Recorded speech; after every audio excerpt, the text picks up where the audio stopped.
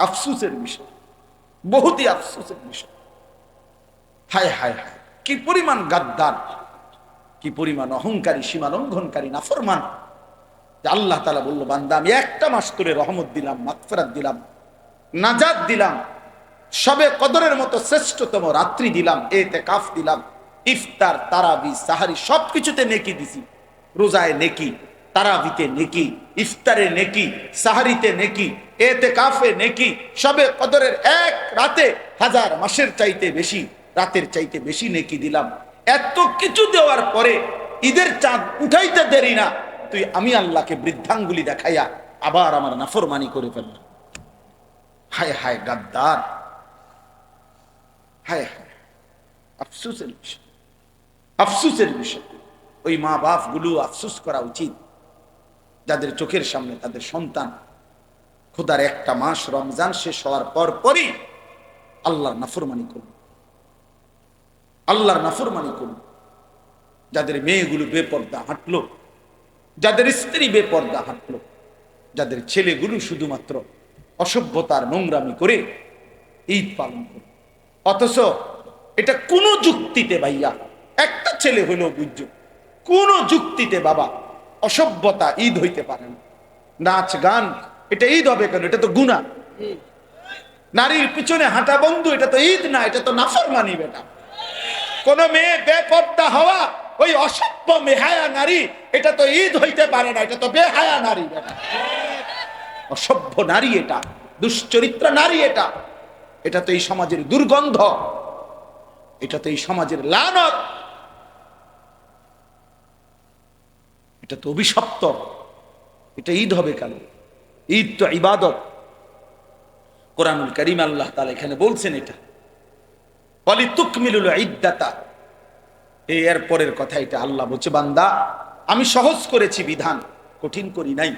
কাজে আমার রমজান পূর্ণ করো, প্রতিটা বিধান পূর্ণ করো, গুণে গুণে পূর্ণ করো, রোজা পুরা করো, তারাবি পুরা করো, ইফতার পুরা করো, তারা সাহারি পুরা করো, শেষ দশকে ইতিকাফ করো, সবে কদরের বেজর রাত্রিগুলোতে শেষ দশকে তালাশ করো। আর সবগুলো পূর্ণ ইবাদত করে যেদিন ঈদের চাঁদ উঠবে সেদিন তোমার করণীয় ওয়ালিতুকাব্বিরুল্লাহ আলা মা হাদাকুম, আমি যে তোমাকে রমজান দিলাম, আমি যে একটা মাস হায়াত দিলাম, আমি যে তোমারে এতগুলো নিয়ামত, এতগুলো ইবাদত, এতগুলো নেকির সন্ধান তোমাকে যে আমি দিলাম, এই খুশিতে, এই আনন্দে, এই কৃতজ্ঞতায় তুমি আমি আল্লাহর তাকবীর, আল্লাহু আকবারের ধ্বনি উচ্চ। এই ছিল ঈদের করণ।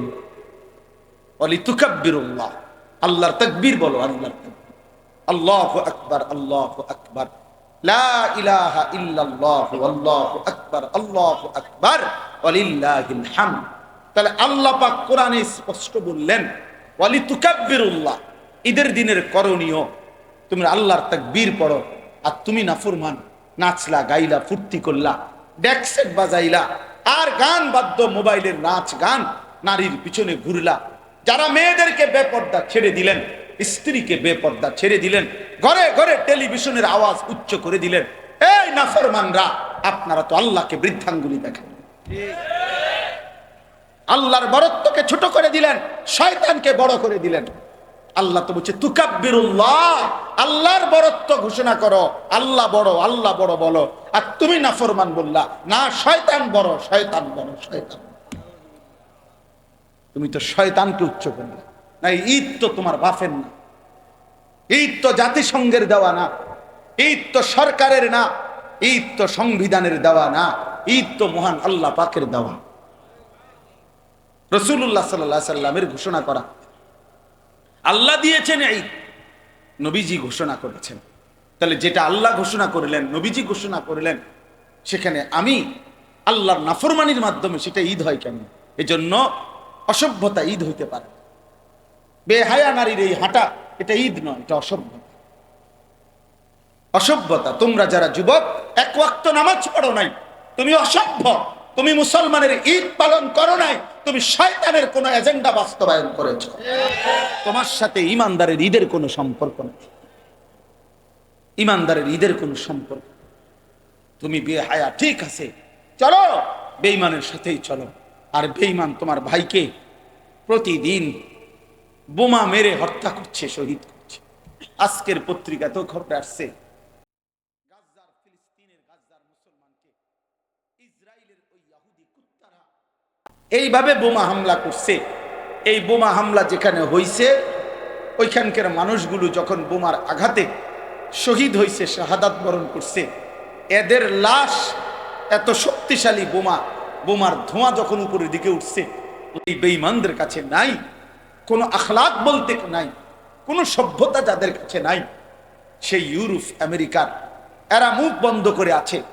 আমেরিকার প্রত্যক্ষ সহযোগিতায়, সরাসরি মদদে ইসরায়েলের কুত্তারা জুলুম করছে।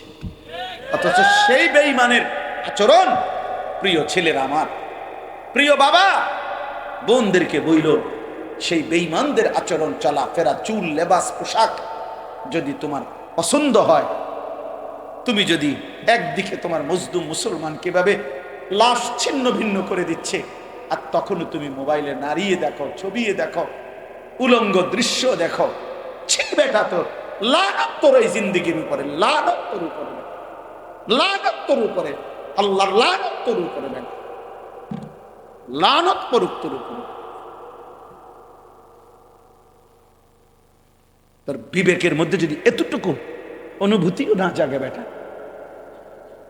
তোমরা শোনো নাই কেউ, কেমনে পারো তোমরা নামাজ ছাড়া থাকো?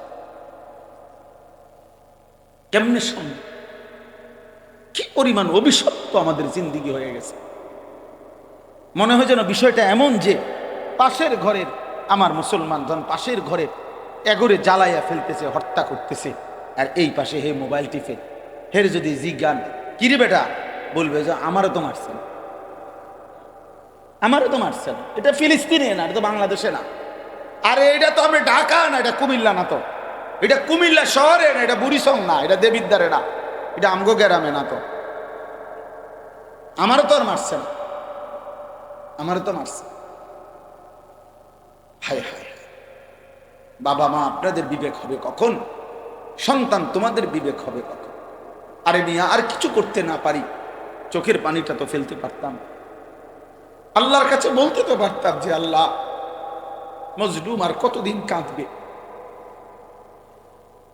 ইমানদারের রক্ত আর কতটা ঝরবে, আমার মায়ের লাশ আর কতটা ছিন্ন হবে, আমার বোনের লাশ আর কতটা ছিন্ন ভিন্ন হয়ে যাবে।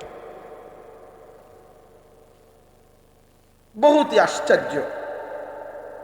ঈদ পালন করে আমার দেশের, তাকায় তাকায় আমরা দেখি। আমি তো ঢাকার থেকে আসছিলাম ঈদের দিন, ঢাকা মোহাম্মদপুর আমি ঈদের নামাজ পড়াইছি, এই আসার পথে দেখছি হায়, ঈদ পালন করছে নতুন করে, আবার নতুন করে, আবারও গান বাদ্য, ঢোল তবলা, একেবারে পহেলা বৈশাখের মঙ্গল শোভাযাত্রার মতো সম্পূর্ণ মুশরিকের সংস্কৃতিকে ইসলামের এই পবিত্র ঈদের মধ্যে চালায়া দেওয়ার নতুন ষড়যন্ত্র আবার এবার শুরু করা হয়েছে। আবার এবার ঈদের দিনে, এতদিন দেখতাম পহেলা বৈশাখকে কেন্দ্র করে ঢোল তবলা এই হই হুল্লুর হইতো, এখন ঈদের পবিত্র দিনে, আর ঈদ মানে তো উৎসব না বেটা, ঈদ মানে পৃথিবীর কোন ডিকশনারিতে ঈদ মানে উৎসব নাই বেটা। ঈদ তোমার বাপের না, ঈদ বাংলা ভাষার কারো না, ঈদ এটা আরবি শব্দ, এটা রাসূলুল্লাহ সাল্লাল্লাহু আলাইহি ওয়াসাল্লামের জবানের উচ্চারিত শব্দ। অতএব সেটা জিজ্ঞেস করতে হবে ওইখান থেকে। ঈদ মানে উৎসব নয়, ঈদ মানে ইলাইহি আওয়াইদুল ইহসান। খুতবার বই তো আছে, কিতাবেও আছে, ঈদ মানে হলো যেটা ফিরে আসে, অর্থাৎ মহান আল্লাহ পাকের ইহসান ফিরে আসছে।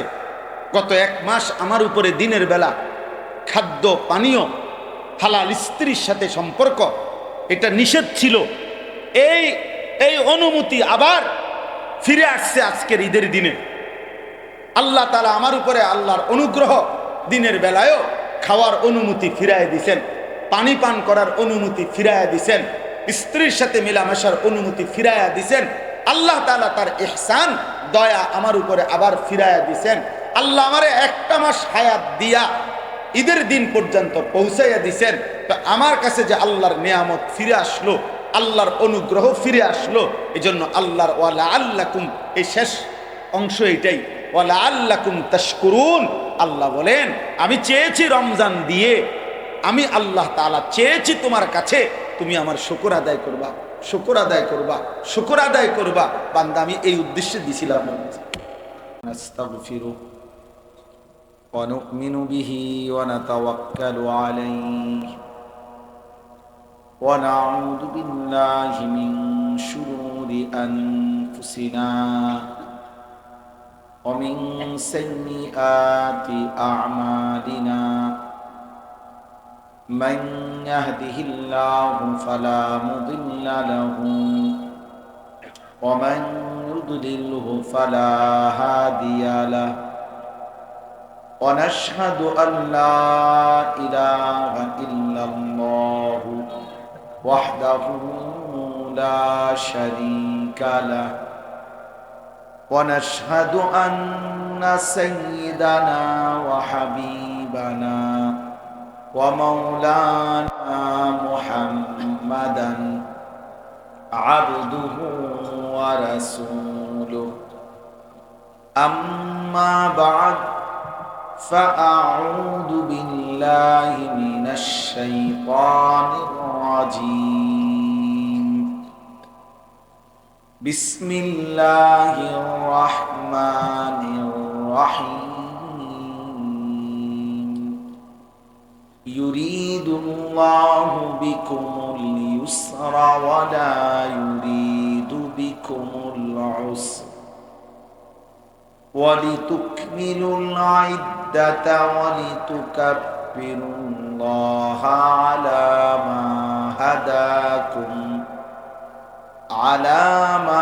هداكم ولعلكم تشكرون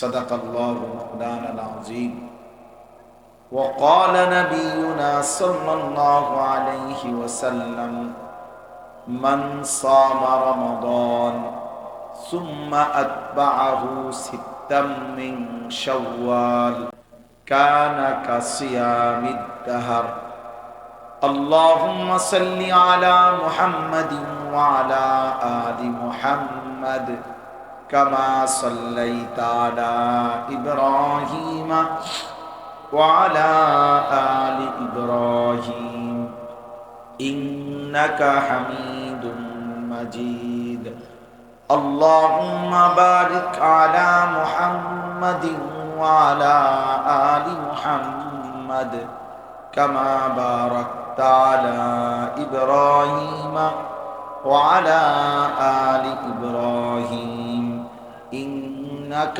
حميد مجيد سبحانك لا علم لنا إلا ما علمتنا إنك أنت العليم الحكيم الحمد لله আল্লাহ পাক রব্বুল ইজ্জত সুল জালাল ওয়াল ইকরামের ফজল কারাম, রব্বুল আলামিনের অপরিসীম ইহসান মেহেরবানি দয়া, আল্লাহ তাআলা আমাদেরকে আজ 5 এপ্রিল 2025 রোজ শনিবার কুমিল্লা জেলা দেবিদ্বার উপজেলাধীন রসুলপুর আব্দুল্লাপুর জীবনপুর দক্ষিণপাড়া যুব সমাজের উদ্যোগে আজকের এই 6ষ্ঠ বার্ষিক ইসলামী মহাসম্মেলনে আল্লাহ তাআলাই আমাদেরকে আসবার বসবার আল্লাহর জন্যই জমা হওয়ার তৌফিক দান করেছেন। এই জন্য আমরা সকলেই বলি আলহামদুলিল্লাহ।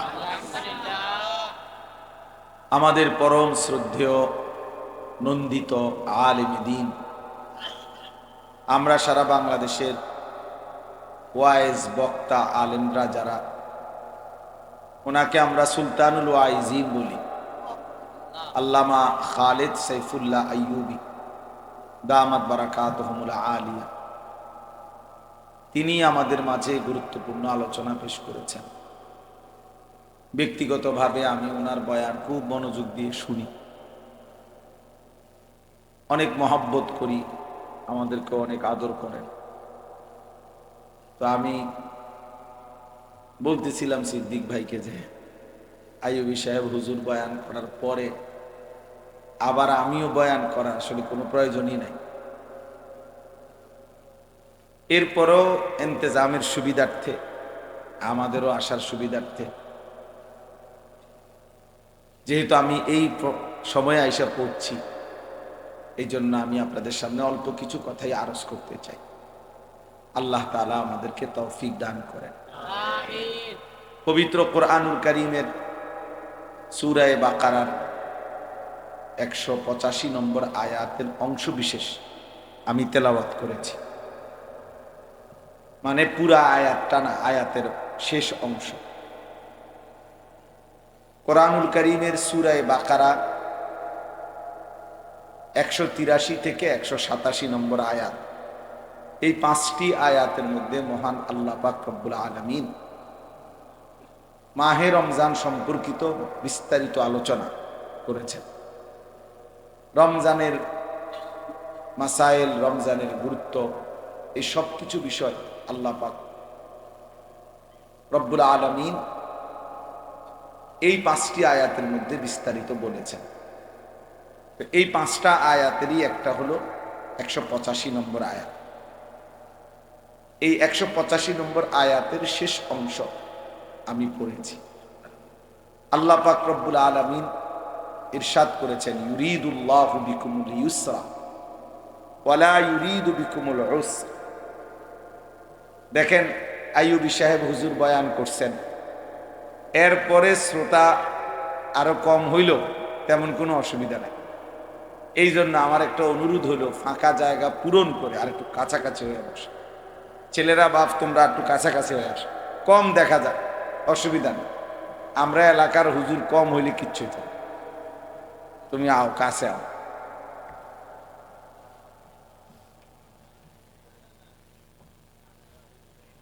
মাশাআল্লাহ। এই ফাঁকে 2-1 চলে যাওয়ারও সুযোগ আছে, কারণ টের পাওয়া যাবে না যে কে আজ্ঞা গেল, কে ভাগ্যে গেল। এই জন্য এটাও একটা বিশেষ সুযোগ হইল। আল্লাহ তাআলা যারা চলে যাচ্ছে তাদেরকেও বাড়ি সহি সালামতে পৌঁছার তৌফিক দান। ওনাদের জন্য আমরা দোয়া করা উচিত। তো বলতেছিলাম, আল্লাহ পাক রব্বুল আলামিন বলতেছেন, ইউরিদুল্লাহু বিকুমুল ইউসরা ওয়ালা ইউরিদু বিকুমুল উসরা। এই মাহে রমজান সম্পর্কে আল্লাহ তাআলা রমজানের বিধানগুলো বলার পরে আল্লাহ তাআলা বলছে, বান্দা, আমি এই যে রমজান সম্পর্কিত তোমাদেরকে যে বিধানগুলো দিলাম, এই বিধানের ক্ষেত্রে, সাজাইবার ক্ষেত্রে, এই বিধানগুলো তোমাদেরকে দেওয়ার ক্ষেত্রে আমি আল্লাহ তাআলা সর্বাত্মকভাবে চেয়েছি তোমাদের জন্য সহজ হুকুম। ওয়ালা ইউরিদু বিকুমুল উসরা। আল্লাহ নিজেই বলতেছেন যে আল্লাহ পাক তোমাদের জন্য একটা বিধান কঠিন করতে চান নাই, সহজ করেছেন। ইউরিদুল্লাহু বিকুমুল ইউসরা। আল্লাহ তোমাদের জন্য সহজটাই ইচ্ছা করেছে। দিনের বেলা রোজা, রাত্রে বেলা তারাবি, সন্ধ্যাবেলা ইফতার, শেষ রাত্রে সাহারি, শেষ দশকে এতেকাফ, শেষ দশকের বেজর রাত্রিগুলো, সবে কদরের তালাশ। আল্লাহ পাক বলেন, এই যে আমি সাজাইলাম, প্রথম দশক রহমত, মাঝখানের দশক মাগফিরাত, শেষ দশক নাজাত, এই সব কিছুর মধ্যে আমি তোমাদের জন্য সহজ যেন হয়, আরামদায়ক হয়, সাধ্যের মধ্যে যেন হয়, এটা আমি আল্লাহ তাআলা পূর্ণভাবে খেয়াল রাখছি। ওয়ালা ইউরিদু বিকুমুল উসর। কোনোভাবেই আমি আল্লাহ তাআলা কঠিন ইচ্ছে করি নাই যে একটা শক্ত বিধান দিলাম, না, এমন কিছু। এটা একটা গুরুত্বপূর্ণ কথা। আল্লাহ পাক রব্বুল আলামিন একজন ইমানদারের উপরে, মুসলমানের উপরে, মানুষের উপরে আল্লাহর যে বিধানগুলো দিছেন, এর প্রত্যেকটা বিধান শতভাগ আমাদের জন্য সহজ এবং আমাদের শরীর, স্বাস্থ্য, পরিবেশ, পরিস্থিতি সর্ব অবস্থায় সামঞ্জস্যপূর্ণ। অসামঞ্জস্যপূর্ণ, অযৌক্তিক, অবাস্তব, অপ্রাসঙ্গিক এরকম একটি বিধান আল্লাহ তাআলা বান্দার উপরে দেন নাই। এই কথা ইয়াকিন রাখতে হবে। কোরআনুল কারীমের মধ্যে আছে, আল্লাহ তাআলা বলেন, মা জাআলা আলাইকুম ফিদ্দীন মিন হারাজ। আল্লাহ তাআলা দ্বীনের ব্যাপারে তোমাদের উপরে কোনো মুসিবত পেরেশানি আল্লাহ তাআলা দেন নাই। ওযু, নামাজ, রোজা, হজ, যাকাত, জিকির, তেলাওয়াত, দান, সাদাকা, যেটা যা করতে বলেছেন এবং যা ছাড়তে বলেছেন, চুরি, ডাকাতি, জেনা, ব্যভিচার, মদ, জুয়া, সুদ, ঘুষ, নাচ, গান, অসভ্যতা, বেহায়াপনা, অশ্লীলতা, সমস্ত নাফরমানি, যা ছাড়তে বলেছেন এবং যা পালন করতে বলেছেন, এর কোনোটাই তোমাদের জন্য হারাজ, কষ্টকর, মুসিবত এমন নাই। তুমি বান্দা পারবা, এটা বুঝে শুনেই আল্লাহ তাআলা দান করছে, হুকুম দিছে। আল্লাহ তাআলা আমাদের জন্য সামনেরটাও জানেন, পিছনেরটাও জানেন। ইয়ালামু মা বাইনা আইদিহিম ওয়া মা খালফাহুম। আল্লাহ তাআলা বলেন, আমি সামনেও জানি, পিছনেও জানি। তাহলে আগামীর ইসরাফিলের ফু পর্যন্ত পৃথিবীতে শেষ সেকেন্ডটাও কি হবে সেটা আল্লাহ তাআলা জানে। অতএব আল্লাহ তাআলা যেহেতু সব কিছুই পরিপূর্ণ জানেন, অতএব তিনি বান্দার উপরে তার সাধ্যের অতিরিক্ত কোনো কিছু চাপান নাই। এটাই যৌক্তিক কথা, এটাই সঠিক কথা, এটাই সঠিক কথা। আচ্ছা, কোরআনুল কারীমে আরো আছে, আল্লাহ তাআলা বলেন, ফিতরাতাল্লাহিল্লাতী ফাতারান নাসা আলাইহা। আল্লাহ তাআলা মানুষকে ফিতরাত দিয়েই সৃষ্টি করেছে। ফিতরাত কি? ফিতরাত হইল আল্লাহ তাআলা সৃষ্টিগতভাবে প্রত্যেক মানুষের মধ্যেই আল্লাহকে মানার সমস্ত যোগ্যতা দিয়েই সৃষ্টি করেছে, সৃষ্টি করেছে।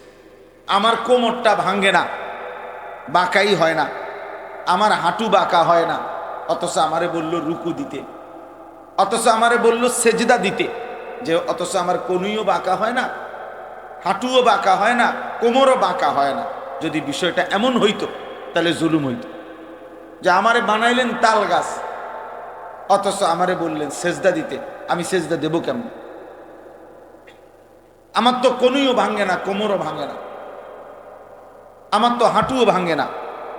তাহলে এটা যদি বলতো যে এই, তখন এটা জুলুম হইতো, যে আল্লাহ আমি তো নিচের দিকে যাইতে পারি না, আমার শরীরের এই যোগ্যতাই নাই, তা আমারে কেন সেজদা দিতে বললেন? আল্লাহ পাক রব্বুল আলামিন এমন একটা বিধান, সবাই আমরা খেয়াল করলে ভালো, যে বাস্তব কথা এটা, নওজোয়ান ভাই তোমরাও ভাবা উচিত, প্রত্যেকে ইনসাফের সাথে ভাবা উচিত, যে আল্লাহ তাআলা আমাদেরকে এমন একটা বিধান দেন নাই যেটা আমাদের শরীর স্বাস্থ্য, আমাদের পরিবেশ পরিস্থিতির সাথে অসামঞ্জস্যপূর্ণ, এমন কিছু নাই। যাকে আল্লাহ টাকা দেন নাই তাকে তো যাকাত দিতে বলেন নাই, যাকে আল্লাহ সম্পদ দেন নাই তাকে তো আল্লাহ হজ করতে বলেন নাই। তাইলে এমন কোন বিষয় আছে যেটা আমার শরীর স্বাস্থ্যের সাথে মানানসই না, আমার পরিবেশ পরিস্থিতির সাথে মানানসই না, অথচ আল্লাহ আমাকে করতে বলছেন? এরকম জুলুম আল্লাহ করেন না। ইন্নাল্লাহা লা ইয়াযলিমু মিসকালা যাররা, নিশ্চয়ই আল্লাহ তাআলা এক বিন্দু জুলুম করেন না। তাহলে আমরা এটা প্রথম, যদি আমরা এটা কলিজার মধ্যে থাকতো, আমাদের বিবেকে দিলের মধ্যে যদি এটা থাকে যে আল্লাহর হুকুম পালন করা আমার জন্য সম্ভব, আমারে এই যোগ্যতা দিয়েই আল্লাহ বানাইছে, তাহলে আমরা আমলগুলো করতে পারতাম। কিন্তু আমরা প্রথম থেকেই কিছু আমলের ব্যাপারে, কিছু বিষয় আমরা নিজের থেকেই সিদ্ধান্ত নিয়ে নেই যে এখন আর এটা সম্ভব না, এখন আর হালাল ব্যবসা, হালাল উপার্জন আর সম্ভব না, এখন আর ছেলে ফেলেরে পুরা ইমান আমলের উপরে নিয়ন্ত্রণে রাখা সম্ভব না। অনেক মা বাবা কলিজার ভিতরে এটা বুঝে নিছে, আর হইতো না, আর হবে না, আর হবে না। 200 বার বলছি, 400 বার বলছি, 2 বছর বুঝাইছি, হুজুর আর হইতো না, হে সিদ্ধান্ত দিয়ে দিছে। অথচ এই সিদ্ধান্ত দেওয়ার অধিকার আপনাকে কে দিল? এই ফয়সালা করার অধিকার কে দিল? সুদ ছাড়া এখন আর ব্যবসা করা, উপার্জন করা সম্ভব না, এই কথা আপনি যদি বলেন, এই কথা যদি বুঝা শুনে কেউ বলে, তো সে বেঈমান, সে কাফের বেটা, বেঈমান বেটা, বেঈমান। কারণ তাইলে তো অবস্থা হবে এই যে আল্লাহ আমাকে এমন একটা জিনিস নিষেধ করেছেন যেটার থেকে মুক্ত থাকা এখন আর সম্ভব না, একটি অসম্ভব বিষয় আমার জন্য আল্লাহ তাআলা বিধান দিলেন, তাইলে এটা আল্লাহ তাআলার উপরে এই কথা জুলুম যে আল্লাহ আমার উপরে অন্যায় একটা বিষয় চাপায় দিলেন, নাউজুবিল্লাহ। তা আল্লাহর ব্যাপারে এমন ধারণা করা, এটা ঈমান আছে এই ব্যক্তির না?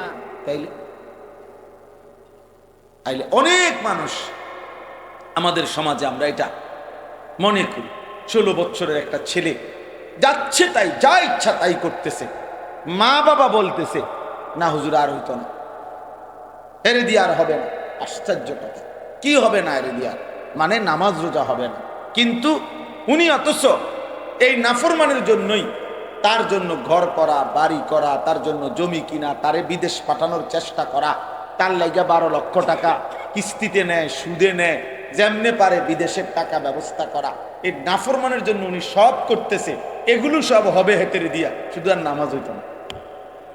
উনি এটা ফয়সালা দিয়েছে, উনি এটা বুঝে নিছে যে হুজুর কামাই রোজগারি হইব তারে দিয়ে, কিন্তু নামাজ আর হইতো না তারে দিয়ে। আমনের এই সমস্ত বাটপারি কথা এগুলা ফেরেশতা বোঝে না। হ্যাঁ, আপনার এই সমস্ত ধোকার কথা আপনি কি বুঝাইলেন? এটা এই জন্য আল্লাহ পাক রব্বুল আলামিন বলছেন, বান্দা বিশ্বাস করো, একটা হুকুম আমি কঠিন করি নাই, বরং আমি তোমাদের জন্য ইউরিদুল্লাহু বিকুমুল ইউসরা, সব ব্যাপারে আমি আল্লাহ তাআলা তোমাদের জন্য সহজটা চেয়েছি, আমার বান্দার যেন কষ্ট না। কতভাবে আমি আমার বান্দাকে দিতে চেয়েছি, আমি আমার বান্দাকে মোটেই জাহান্নাম দিতে চাই নাই, এক বিন্দু আমার একটা বান্দা জাহান্নাম দিতে চাই না। ওয়াসিআত রাহমাতি কুল্লা শাই, আমার রহমত সব কিছুর উপরে বেষ্টন করে আছে। আমরা কোরআনুল কারীমে পড়ছি, নাব্বি ইবাদি আন্নী আনাল গফুরুর রহিম ওয়া আন্না আযাবি হুয়াল আযাবুল আলীম। এই কথাটা মনোযোগ দিয়ে শুনেন, আল্লাহ তাআলার দয়াটা তাইলে বুঝবেন।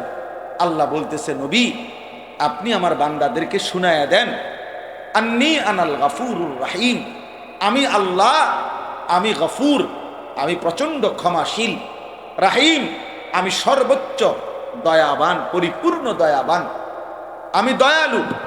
আর ওয়া আন্না আযাবি হুয়াল আযাবুল আলীম, আর এটাও বলে দেন আমার আযাব সেটাও কিন্তু অত্যন্ত ভয়ানক। কিন্তু তাফসীরের মধ্যে একটা আশ্চর্য সুন্দর কথা আছে। কথাটা হলো এই যে এই দুইখানে আল্লাহ বলছেন আমি গফুরুর রাহিম, আমি ক্ষমাশীল, আবার বলছেন আমার আযাবও ভয়ানক। কিন্তু দুইটার মধ্যে একটা পার্থক্য চিন্তা করেন। মুফাসসিরিনে কেরাম বলে যে আল্লাহ তাআলা বান্দাকে মাফ করবার ক্ষেত্রে নিজেই স্বয়ং গফুরুর রাহিম, তাহলে মাগফিরাত, বান্দাকে মাফ করা, এটা আল্লাহর সত্তার মধ্যে আছে, আল্লাহর অস্তিত্বের মধ্যেই মাগফিরাত আছে, তিনি গফুর। কিন্তু আযাব তাকে যদি দিতে চান, এটা আল্লাহর অস্তিত্বের মধ্যে না, এটা আল্লাহর সত্তার মধ্যে না, এটা আল্লাহর স্টকের মধ্যে। মানে আযাব এটা আল্লাহ তাআলার স্টকে আছে, জাহান্নামে হোক, যেখানে আল্লাহ তাআলা সংরক্ষণ করছেন আযাবের বিষয়গুলো, সেটা ওইখানে আছে। তাহলে আযাব আল্লাহর স্টকে, আর মাগফিরাত আল্লাহর সত্তার মধ্যে। এই জন্য যেটা আল্লাহর সত্তার মধ্যে, তো আযাব দিতে চাইলে, বান্দাকে শাস্তি দিতে চাইলে, মনে করেন ওইখান থেকে লাঠি নিতে নিতে যদি বান্দা মাফ চায়, তো লাঠি তো নিয়ে মারবে, আর মাফ করতে হলে তো সত্তার মধ্যেই আছে, তৎক্ষণাৎ মাফ করবে। এই জন্য মাগফিরাত আগে, মাগফিরাত আগে চলে, আযাব পরে। আযাব তো ওইখান থেকে লইতে হইব, তারপরে মারতে হবে, শাস্তি দিতে হবে, আর মাগফিরাত তো সঙ্গেই আছে, মাগফিরাত তো সঙ্গেই আছে। এই জন্য আল্লাহ তাআলা তার বান্দার উপরে কঠিন কিছু দেন নাই। আল্লাহ তাআলা সর্বোচ্চ বান্দার জন্য দয়া করেছেন, দয়া করেছেন। আমাদেরকে আল্লাহ তাআলা যে বিধানগুলো দিয়েছেন এর কোনোটাই কঠিন না। আদ-দীনু ইউসরুন, নবী সাল্লাল্লাহু আলাইহি ওয়াসাল্লাম বলেন দিন সহজ। আল্লাহ কোরআনে বলছেন ওয়ালাকাদ ইয়াসসারনাল কুরআনা লিযিকর, আমি বান্দা কোরআনুল কারীমকে শিখার জন্য, বুঝার জন্য আমি সহজ করে দিয়েছি। ফাহাল মিন মুদ্দাকির, কে আছো এর থেকে উপদেশ গ্রহণ করবে। তাইলে প্রিয় ভাই আমার, বাপ আমার, ইনসাফের সাথে আপনারা, আমি কিংবা আপনি, যে বা যারা আমরা প্রতিনিয়ত আল্লাহর নাফরমানি করতেছি, আল্লাহর হুকুমের বিরুদ্ধাচরণ করছি, কেন বলেন? কেন? যারা এক ওয়াক্ত নামাজ পড়ে না, কেন পড়ে না? কেন পড়ে না বলেন? যারা হালাল খাচ্ছে না, কেন খাচ্ছে না? তার জন্য এটা অসম্ভব নাকি? তার জন্য এটা অসম্ভব মনে হয়েছে? না, অসম্ভব। বরং এই মূল বিষয় হলো এটা, আখিরাতকে ভুলে গেছে, আল্লাহকে ভুলে গেছে, সে পরকালকে কিছুই মনে করে না। ইয়ালামুনা যাহিরাম মিনাল হায়াতিদ দুনিয়া ওয়া হুম আনিল আখিরাতি হুম গাফিলুন। আল্লাহ তাআলা বলে, বান্দা, দুনিয়ার জীবন তো খুব ভালো বুঝলা, কিন্তু আখিরাতের ব্যাপারে একদম গাফিল হয়ে রইল। আখিরাতের কথা বললে আর কিছু বোঝে না, আর কিছুই বোঝে না। চাচারে জিজ্ঞাসা করবেন, কোরআন শরীফ পড়তে পারেননি, সহি শুদ্ধ না, পারে না। কিন্তু চাচা মেল মিটিং বোঝেননি, তো মেল তো আমিই করি 10 গ্রামে, আমার তে বালা বুঝেন না, আসেনি কেউ, দাম খবর লো না, এটা খবর লো। দুনিয়ার সমস্ত বিষয় উনি বুঝে, কিন্তু আল্লাহর কোরআনের এক লাইন উনি তেলাওয়াত করতে জানেন। কারণ কি? অহুম আনিল আখিরাতে হুম গাফিলুন, আখিরাতের ব্যাপারে গাফিল। ছেলেটার সব বুঝে, ছেলেটার জামা লাগবে, কাপড় লাগবে, ছেলেটার চাকরি লাগবে, ছেলেটার একটা ঘর লাগবে, ছেলেটার জন্য বিদেশে যাওয়া লাগবে, ছেলেটার রোজগার লাগবে, সব কিছু বুঝে, কিন্তু ছেলেটার যে নামাজ পড়ানো দরকার এটা উনি বুঝে। কারণ এটা যে আখিরাত, এটা যে আখিরাত, এটা যে পরকাল। তাইলে বাস্তবতা হইল, ইনসাফের কথা হইল, আল্লাহ কিন্তু এটা বলছে, বান্দা আমি কঠিন করি নাই, আমি সহজ করেছিলাম, কিন্তু তুমি গুরুত্ব দিলা না, তুমি গুরুত্ব দিলা না, পাত্তা দিলা না।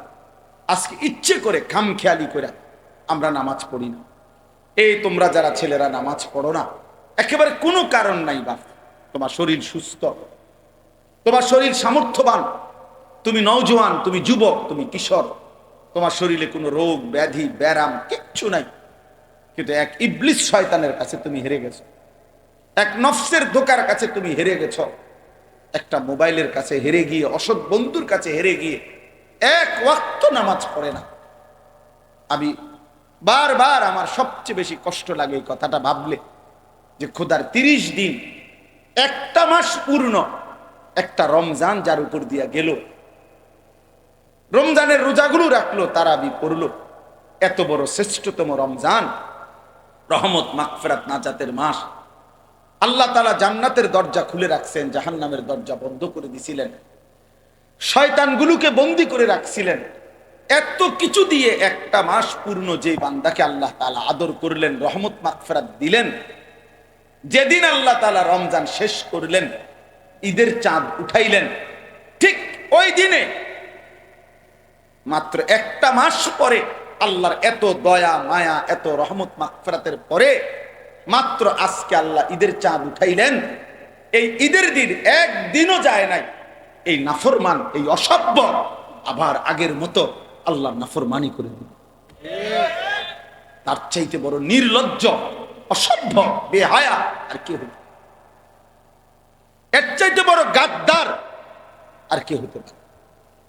চিন্তা করে দেখেন, আপনাদের যাদের মেয়েরা ঈদের দিনে বেপর্দা চললো, আপনাদের যাদের ছেলেরা ঈদের দিন এক ওয়াক্ত নামাজও পড়লো না, ঈদের দিন 24টা ঘন্টা এই নাচ গান, সিনেমা, নাটক, উলঙ্গ ছবি, অশ্লীল দৃশ্য, কিংবা রাস্তার মেয়ের পিছনে পিছনে হাঁটলো, এই অসভ্য জঙ্গলি, এই হাইওয়ান জানোয়ার, এই মুসলমানের ঘরে সে কেমনে বড় হইল?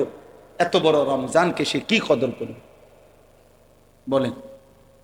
রমজান তাকে কি দিল? তাইলে এই নাফরমান কিসের রোজা রাখলো? এই নাফরমান কিসের তারাবি করলো? আহা, একটা মাস ওষুধ খাওয়ার পরে এটা বুঝি আজকে বন্ধ করে, এটা বুঝি একদিনও চলবে না ওষুধের মেয়াদ, ওষুধের টেম্পার একদিনও যাবে না। আফসোসের বিষয়, বহুতই আফসোসের বিষয়। হায় হায় হায়, কি পরিমাণ গাদ্দার, কি পরিমাণ অহংকারী, সীমা লঙ্ঘনকারী, নাফরমান। আল্লাহ তাআলা বলল, বান্দা আমি একটা মাস তোরে রহমত দিলাম, মাগফিরাত দিলাম, নাজাত দিলাম, শবে কদরের মতো শ্রেষ্ঠতম রাত্রি দিলাম, ইতিকাফ দিলাম, ইফতার, তারাবি, সাহারি সবকিছুতে নেকি দিছি। রোজায় নেকি, তারাবিতে নেকি, ইফতারে নেকি, সাহারিতে নেকি, ইতিকাফে নেকি, শবে কদরের এক রাতে 1000 মাসের চাইতে বেশি, রাতের চাইতে বেশি নেকি দিলাম। এত কিছু দেওয়ার পরে ঈদের চাঁদ উঠাইতে দেরি না, তুই আমি আল্লাহকে বৃদ্ধাঙ্গুলি দেখাইয়া আবার আমার নাফরমানি করে ফেললাম। হায় হায় গাদ্দার, হায় হায়, আফসোসের বিষয়, আফসোসের বিষয়। ওই মা বাপ গুলো আফসোস করা উচিত, যাদের চোখের সামনে তাদের সন্তান খোদার একটা মাস রমজান শেষ হওয়ার পর পরই আল্লাহর নাফরমানি করল, আল্লাহর নাফরমানি করল। যাদের মেয়েগুলো বেপর্দা হাঁটলো, যাদের স্ত্রী বেপর্দা হাঁটলো, যাদের ছেলেগুলো শুধুমাত্র অসভ্যতার নোংরামি করে ঈদ পালন করে। অথচ এটা কোনো যুক্তিতে ভাইয়া, একটা ছেলে হইলেও বুঝছো, কোন যুক্তিতে বাবা অসভ্যতা ঈদ হইতে পারে না। নাচ গান এটা ঈদ হবে কেন? এটা তো গুনাহ। নারীর পিছনে হাঁটা বন্ধু, এটা তো ঈদ না, এটা তো নাফরমানি। বেটা কোন মেয়ে বেপর্দা হওয়া, ওই অসভ্য বেহায়া নারী, এটা তো ঈদ হইতে পারে না, এটা তো বেহায়া নারী। বেটা অসভ্য নারী, এটা দুশ্চরিত্র নারী, এটা তো এই সমাজের দুর্গন্ধ, এটা তো এই সমাজের লানত, এটা তো অভিশপ্ত। এটা ঈদ হবে কেন? ঈদ তো ইবাদত। কোরআনুল কারীম আল্লাহ তাআলা এখানে বলছেন এটা ওয়ালিতুকমিলুল ইদ্দাতা, এর পরের কথা এটা আল্লাহ বলছে, বান্দা আমি সহজ করেছি বিধান, কঠিন করি নাই। কাজে আমার রমজান পূর্ণ করো, প্রতিটা বিধান পূর্ণ করো, গুণে গুণে পূর্ণ করো, রোজা পুরা করো, তারাবি পুরা করো, ইফতার পুরা করো, সাহারি পুরা করো, শেষ দশকে ইতিকাফ করো, শবে কদরের বেজর রাত্রিগুলোতে শেষ দশকে তালাশ করো। আর সবগুলো পূর্ণ ইবাদত করে যেদিন ঈদের চাঁদ উঠবে সেদিন তোমার করণীয় ওয়ালিতুকাব্বিরুল্লাহ আলা মা হাদাকুম, আমি যে তোমাকে রমজান দিলাম, আমি যে একটা মাস হায়াত দিলাম, আমি যে তোমারে এতগুলো নিয়ামত, এতগুলো ইবাদত, এতগুলো নেকির সন্ধান তোমাকে যে আমি দিলাম, এই খুশিতে, এই আনন্দে, এই কৃতজ্ঞতায় তুমি আমি আল্লাহর তাকবীর, আল্লাহু আকবারের ধ্বনি উচ্চ। এই ছিল ঈদের করণীয়। ওয়ালিতুকাব্বিরুল্লাহ, আল্লাহর তাকবীর বলো, আল্লাহর তাকবীর, আল্লাহু আকবার, আল্লাহু আকবার, লা ইলাহা ইল্লাল্লাহু আল্লাহু আকবার, আল্লাহু আকবার ওয়ালিল্লাহিল হামদ। তাহলে আল্লাহ পাক কোরআনে স্পষ্ট বললেন ওয়ালিতুকাব্বিরুল্লাহ, ঈদের দিনের করণীয় তুমি আল্লাহর তাকবীর পড়ো। আর তুমি নাফরমান, নাচলা, গাইলা, ফুর্তি করলা, ডেকসেট বাজাইলা, আর গান বাদ্য, মোবাইলের নাচ গান, নারীর পিছনে ঘুরলা, যারা মেয়েদেরকে বেপর্দা ছেড়ে দিলেন, স্ত্রীকে বেপর্দা ছেড়ে দিলেন, ঘরে ঘরে টেলিভিশনের আওয়াজ উচ্চ করে দিলেন, এই নাফরমানরা, আপনারা তো আল্লাহকে বৃদ্ধাঙ্গুলি দেখেন, আল্লাহর বরত্বকে ছোট করে দিলেন, শয়তানকে বড় করে দিলেন। আল্লাহ তো বলছে তুকাব্বিরুল্লাহ, আল্লাহর বরত্ব ঘোষণা করো, আল্লাহ বড়, আল্লাহ বড় বলো। আর তুমি নাফরমান বললা, না শয়তান বড়, শয়তান বড়, শয়তান। তুমি তো শয়তানকে উচ্চ করলে। না, ঈদ তো তোমার বাপের না, ঈদ তো জাতিসংঘের দেওয়া না, ঈদ তো সরকারের না, ঈদ তো সংবিধানের দেওয়া না, ঈদ তো মহান আল্লাহ পাকের দেওয়া। রাসূলুল্লাহ সাল্লাল্লাহু আলাইহি সাল্লামের ঘোষণা করা, আল্লাহ দিয়েছেন ঈদ, নবীজি ঘোষণা করেছেন। তাহলে যেটা আল্লাহ ঘোষণা করলেন, নবীজি ঘোষণা করলেন, সেখানে আমি আল্লাহর নাফরমানির মাধ্যমে সেটা ঈদ হয় কেন? এজন্য অসভ্যতা ঈদ হইতে পারে। বেহায়া নারীর এই হাঁটা, এটা ঈদ নয়, এটা অসভ্যতা।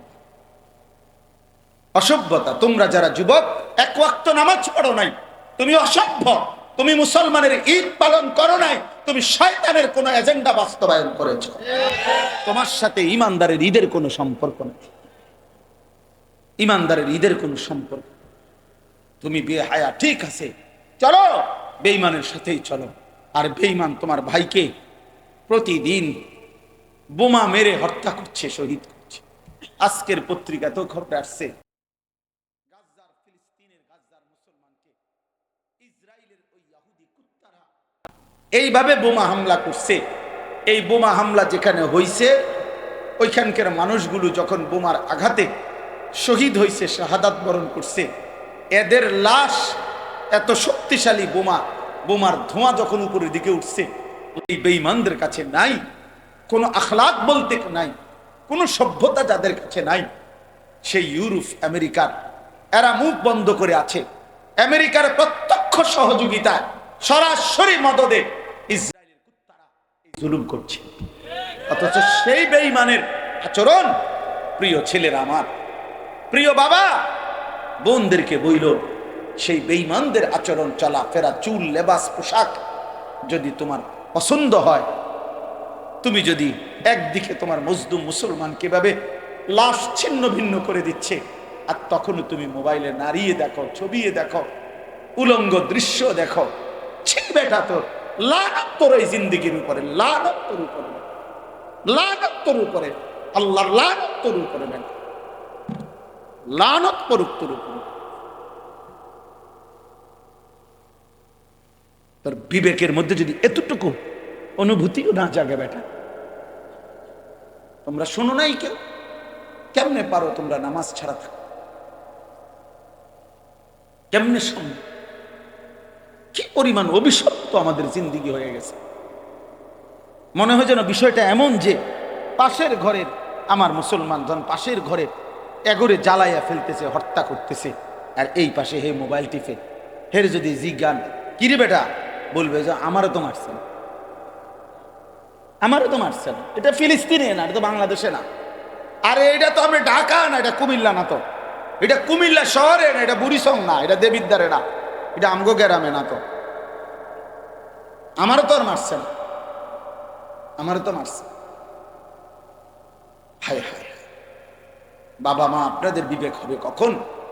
সন্তান তোমাদের বিবেক হবে কখন? আরে মিয়া, আর কিছু করতে না পারি, চোখের পানিটা তো ফেলতে পারতাম, আল্লাহর কাছে বলতে তো পারতাম যে আল্লাহ, মজলুম আর কতদিন কাঁদবে, ইমানদারের রক্ত আর কতটা ঝরবে, আমার মায়ের লাশ আর কতটা ছিন্ন হবে, আমার বোনের লাশ আর কতটা ছিন্ন ভিন্ন হয়ে যাবে। বহুতই আশ্চর্য।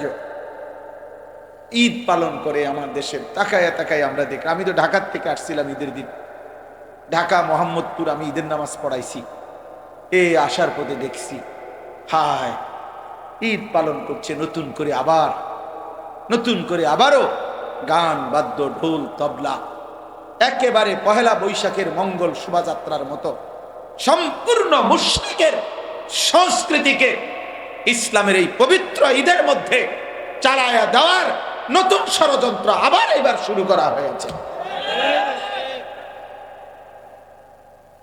আবার এবার ঈদের দিনে, এতদিন দেখতাম পহেলা বৈশাখকে কেন্দ্র করে ঢোল, তবলা, এই হই হুল্লুর হইতো, এখন ঈদের পবিত্র দিনে, আরে ঈদ মানে তো উৎসব না বেটা, ঈদ মানে পৃথিবীর কোন ডিকশনারিতে ঈদ মানে উৎসব নাই বেটা। ঈদ তোমার বাফের না, ঈদ বাংলা ভাষার কারো না, ঈদ এটা আরবি শব্দ, এটা রাসূলুল্লাহ সাল্লাল্লাহু আলাইহি ওয়াসাল্লামের জবানের উচ্চারিত শব্দ। অতএব সেটা জিজ্ঞেস করতে হবে ওইখান থেকে। ঈদ মানে উৎসব নয়, ঈদ মানে ইলাইহি আওয়াইদুল ইহসান। খুতবার বই তো আছে, কিতাবেও আছে, ঈদ মানে হলো যেটা ফিরে আসে, অর্থাৎ মহান আল্লাহ পাকের ইহসান ফিরে আসছে। গত এক মাস আমার উপরে দিনের বেলা খাদ্য পানীয়, হালাল স্ত্রীর সাথে সম্পর্ক, এটা নিষেধ ছিল, এই অনুমতি আবার ফিরে আসছে আজকের ঈদের দিনে। আল্লাহ তাআলা আমার উপরে আল্লাহর অনুগ্রহ, দিনের বেলায়ও খাওয়ার অনুমতি ফিরায় দিছেন, পানি পান করার অনুমতি ফিরায় দিছেন, স্ত্রীর সাথে মেলামেশার অনুমতি ফিরায়া দিছেন। আল্লাহ তাআলা তার ইহসান, দয়া আমার উপরে আবার ফিরায়া দিছেন। আল্লাহ আমারে একটা মাস হায়াত দিয়া ঈদের দিন পর্যন্ত পৌঁছাইয়া দিছেন। তো আমার কাছে যে আল্লাহর নিয়ামত ফিরে আসলো, আল্লাহর অনুগ্রহ ফিরে আসলো। এই জন্য আল্লাহর ওয়ালা আল্লাকুম, এই শেষ অংশ এটাই, ওয়ালা আল্লাকুম তাশকুরুন। আল্লাহ বলেন আমি চেয়েছি রমজান দিয়ে, আমি আল্লাহ তাআলা চেয়েছি তোমার কাছে তুমি আমার শুকর আদায় করবা, শুকর আদায় করবা, শুকর আদায় করবা। বান্দা আমি এই উদ্দেশ্যে দিছিলাম ঈদ শেষ, রমজান শেষ করে তুমি নাচবা গাইবা, রমজান রোজা পাবা, রোজা পালন কইরা হেবড়া হেবড়ার মাইয়ারে ছাইরা দিছে রাস্তা, যে যা মানুষের জানাম আজকে ঈদ। স্ত্রীকে বেপর্দা ছেড়ে দিছে, ছেলেটাকে ছেড়ে দিছে, আব্বা রোজা শেষ, আর চিন্তা করিল না, এবার নাচো গাও ফুর্তি করো। অথচ আল্লাহ বলছেন ওয়ালা আল্লাকুম তাশকুরুন, আমি চেয়েছি তুমি আমার শুকর আদায় করবে, আমার শুকর আদায় করবা বান্দা, শুকর আদায় করবে, শুকর আদায় করবে যে আল্লাহ আপনি আমার একটা মাস হায়াত দিছেন, আপনি যদি আমার জীবন না দিতেন, হায়াত না দিতেন, আমি কেমনে পাইতাম রমজান, কেমনে পাইতাম? আচ্ছা আচ্ছা বলেন এনাম ভাই, বলেন আমাদের অ্যাডভোকেট এনাম সাহেব সহ আমরা সহজ কথা শুনেন। যেদিন রমজানের চাঁদ ওঠে সেদিন আমরা মদিনা শরীফ একসাথে আমার শায়েখ আল্লামা মুফতি মুশতাকুর নবী কাসিমি হুজুর সহ, এনাম ভাই সহ, আমরা আরো সাথী রাসূলুল্লাহ সাল্লাল্লাহু আলাইহি ওয়াসাল্লামের রওজা শরীফের পিছন বরাবর ছাতার এখানে আমরা বসে আছি, ছাতার নিচে। এই সময়ে মাগরিবের ওয়াক্ত হয়েছে। এই যেদিন রমজান শুরু হয়, তো সন্ধ্যার সময় মাগরিবের ওয়াক্তে ইমাম সাহেব একটু পরে নামাজে দাঁড়াইছে। দাঁড়ানোর পরে প্রথম রাকাতেই মাগরিবের উনি সূরা তেলাওয়াত করছে, ইয়া আইয়ুহাল্লাযীনা আমানু কুতিবা আলাইকুমুস সিয়াম কামা কুতিবা আলাল্লাযীনা মিন ক্বাবলিকুম লাআল্লাকুম তাত্তাকুন। এই 5 আয়াত যেখানে রমজানের আলোচনা একটানা পড়ে ফেলছে। তা আমি সালাম ফিরাইছি, আর এই সাথে কে জানি আমার সাথে ছিল, আমি বললাম যে চাঁদ উঠছে। কেমনে বুঝছেন হুজুর? আমি এই যে তেলাওয়াত দেখেই বুঝছি চাঁদ উঠছে, কারণ চাঁদ উঠছে দেখে উনি রোজার আয়াত করছে। আচ্ছা, কথা উদ্দেশ্য যে কথাটা বলা, মক্কা মদিনায় প্রত্যেক ওয়াক্তেই জানাজা হয়। তো এই মাগরিবের নামাজের পরে যেদিন চাঁদ উঠল মদিনায়, সেই দিন তো মাগরিবের পরে জানাজার এলান হয়েছে, মানে মুয়াজ্জিন বলছে জানাজা, জানাজার কথা। তো এইটা যখন বলছে আমার শায়েখ আল্লামা মুফতি মুশতাকুর নবী কাসিমি, এ হুজুর তখন আমি পাশে বসা, হাত ধরে আমার একবারে কাঁদো কাঁদো সুরে হুজুর বলতেছে, মাওলানা ভেবে দেখেন, এই এখন যে মানুষগুলো জানাজা হবে, এই মানুষগুলো গত 2 মাস যাবত আল্লাহর কাছে রমজানের আশা করে দোয়া করছিল, এরা সবাই দোয়াও করছিল, আজ তো চাঁদ উঠলো, কিন্তু এরা তো কবর চলে যাচ্ছে, এরা তো রমজান পায় না, এরা তো রমজান পায় না। চাঁদ তো উঠছে, চাঁদ তো উঠছে। আচ্ছা, এবার এদিক দিয়ে আসেন, আমরা তো সুধন্যপুরে আমার শায়েখ আল্লামা মুফতি মুশতাকুর নবী কাসিমি হুজুরের সাথেই এতেকাফ করি, এরাম ভাইও ছিলেন, আমরা সবসময় এখানেই এতেকাফ করি। এই বছরও প্রায় 1100-র মতো সাথী আলহামদুলিল্লাহ এতেকাফ করছে এক মসজিদে, প্রায় 1100 হবে আলহামদুলিল্লাহ, আলহামদুলিল্লাহ এক মসজিদে এতেকাফ করছে। একজন পায় না বলে মসজিদওয়ালারা, আর আমরা জায়গা দিতে পারি না, কত মানুষ যে ফেরত দিছে জায়গার অভাবে। তো যাই হোক, শেষ দিন যেদিন চাঁদ, ঈদের চাঁদ উঠবে, মানে রমজান শেষ হবে, গত বছর একজন চাচা এই মাদ্রাসার পাশেই বাড়ি, উনি গত বছর আমাদের সাথে এতেকাফ করছিল, এই বছর অসুস্থতার কারণে এতেকাফ করে নাই। এই শেষ যেদিন চাঁদ উঠবে ওই দিন আসরের নামাজের পরে ওই চাচা ইন্তেকাল করছে। তাহলে এই চাচাটাও রমজানের শেষ হয়তো 1 ঘন্টা 2 ঘন্টা উনি তো পায়নি। তাহলে ওই সময় চাঁদ উঠছে, সেদিনও অনেকে পায় নাই, শেষ মিনিটেও অনেকে ইন্তেকাল করছে।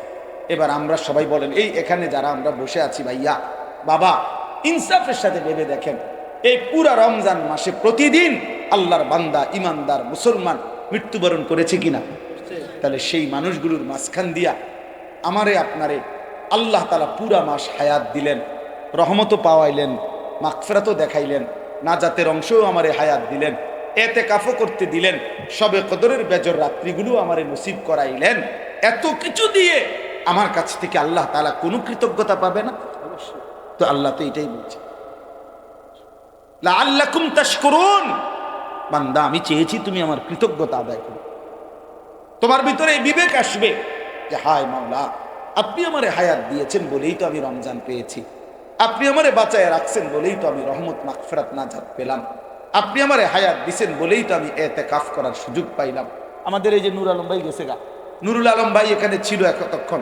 নূর আলম ভাইয়ের ছোট ভাই কাউসার, কাউসারের শ্বশুর কোম্পানিগঞ্জ মোরগ বাজার মসজিদে ইতিকাফে বসছে, চতুর্থ দিন ইতিকাফের। উনি শরীরের মধ্যে অসুস্থতা ব্যথা অনুভব করতেছে, হাসপাতালে নিছে, ইন্তেকাল করছে। কি নাকি কোন দিন? চতুর্থ দিন না সেলিম ভাই? চতুর্থ দিন হবে, তৃতীয় বা চতুর্থ দিন ইতিকাফে ঢুকছে বেটা, ইতিকাফ অবস্থায় হসপিটালে নিছে, আর মসজিদে ফিরে আসে নাই, কবরে ফিরে গেছে, কবরেই চলে গেছে। তাইলে আমার বন্ধু, আল্লাহ পাক রব্বুল আলামিন আমাদেরকে হায়াত দিছেন, আল্লাহ পুরাটা মাস বাঁচার তৌফিক দিছেন আমাদেরকে। বিনিময়ে যে আল্লাহ এত বড় দয়া করলেন, ওই আল্লাহকে ঈদের দিন মানে রমজান শেষ হইবার পর প্রথম দিনে এভাবে বৃদ্ধাঙ্গুলি দেখানো, আমার এটাই কথা শেষ আজকে। এটা কেমন ইনসাফ? আমার মাথায় ধরে না, আমি বুঝি না বাপ, আমি বুঝি না। এই জন্য বাপ, তোমরা যারা এই কয়জন ছেলে পেলে আসো, তুমি করে কমপক্ষে বলি ভাইয়া, এত বড় নাফরমান কেমনে হইল? ঈদের দিনে যাদের কপালে একটা সেজদা জুটলো না, ঈদের দিনেও যাদের কপালে আল্লাহর একটা গোলামি জুটলো না, আহ, তোমরা 16 বছর 18 বছরের ছেলেটা রোজা তো রাখছিল, তাহলে তোমার রোজা তোমার উপরে কি প্রভাব ফেললো? তোমার তারাবি তোমার উপরে কি প্রভাব ফেললো? কি প্রভাব ফেললো? এই জন্য ইনসাফের সাথে এটাই আজকের বক্তব্য। আল্লাহ তাআলা বলছেন এটা, ওয়ালিতুকাব্বিরুল্লাহ আলা মা হাদাকুম, রমজান পরবর্তী ঈদের দিন আমার তাকবীর বলো, আর ওয়ালাআল্লাকুম তাশকুরুন, পুরাটা জিন্দেগি আমার শুকর আদায় করতে থাকো, কারণ আমি তোমাকে দয়া করেছি, তোমাকে রহম করেছি, আমি তোমাকে ইহসান করেছি। এই জন্য কৃতজ্ঞতা, কৃতজ্ঞতা আল্লাহর প্রতি কৃতজ্ঞ হওয়া, এটা রমজানের শিক্ষা। রমজানের কি শিক্ষা? আচ্ছা, এই জন্য রাসূলুল্লাহ সাল্লাল্লাহু আলাইহি ওয়াসাল্লাম বলছেন এবং নিয়মিত আমল করছেন, রমজানের পরে এই শাওয়াল মাসে নবী সাল্লাল্লাহু আলাইহি ওয়াসাল্লাম 6টি রোজা রাখছেন, যেটা শাওয়ালের 6 রোজা বলে। আমার শায়েখ আল্লামা মুফতি মুশতাকুন নবী কাসিমি হুজুর এটা বলছে, হুজুরের বয়ানেও, যে এই যে আল্লাহ যে বলছে বান্দা তুমি শুকর আদায় করবা রমজান পেয়ে, তো বান্দা যেন শুকর আদায় করছে প্র্যাকটিক্যাল আরো 6টা রোজা রেখে। আল্লাহ আপনি যে আমারে 1 মাস রোজা রাখার তৌফিক দিছেন, এটার শুকর হিসাবে, কৃতজ্ঞতা হিসাবে আমি আরো 6টা রোজা রাখলাম। এই জন্য এই 6টা রোজা যদি কেউ পালন করে এই মাসে, তাহলে তার এই আমলটা হয় যে আল্লাহ যে বলছে আমি রমজান দ্বারা তোমার কাছ থেকে শুকর চাই, এই শুকর আদায় হয়। আচ্ছা, আরেকটা বিষয় হলো, হাকিমুল উম্মত মুজাদ্দিদুল মিল্লাত হযরত মাওলানা শাহ আশরাফ আলী থানভী রাহমাতুল্লাহি আলাইহি বলেন, হাদিসের বক্তব্য এটা, আল্লাহ যখন কোনো বান্দার আমল কবুল করে, তখন আল্লাহ ওই কবুলের একটা চিহ্ন হইল, আল্লাহ ওই আমলটি তাকে পুনরায় করবার তৌফিক দেয়। বুঝেন নাই কথাটা? এটার দ্বারা প্রমাণ হয় আল্লাহ তার পিছনের আমলটা কবুল করছেন। তো এই জন্য রমজানের 1 মাস রোজা রাখবার পরে কোনো ব্যক্তি যখন পুনরায় আবার এই মাসে 6টা রফল রোজা রাখে, তো বোঝা যায় আল্লাহ তার রোজা পিছনেরটা কবুল করছেন, এই জন্য নতুন রোজা রাখবার তৌফিক দিয়েছে। এই জন্য এই 6 রোজা অত্যন্ত ফজিলতপূর্ণ রোজা। এই জন্য আমি আজকে এতটুকুই কথাই বলতে চাই। 1 নম্বর মূল যে কথাটা বললাম, কেন আমরা গুনাহ করব, কেন আমরা আল্লাহর নাফরমানি করব? আল্লাহ তাআলা আমাদেরকে হায়াত দিয়ে এত বড় রমজান দেওয়ার পরে আমাদের তো উচিত আল্লাহর প্রতি কৃতজ্ঞ হওয়া, আল্লাহর প্রতি শুকরগুজার হওয়া।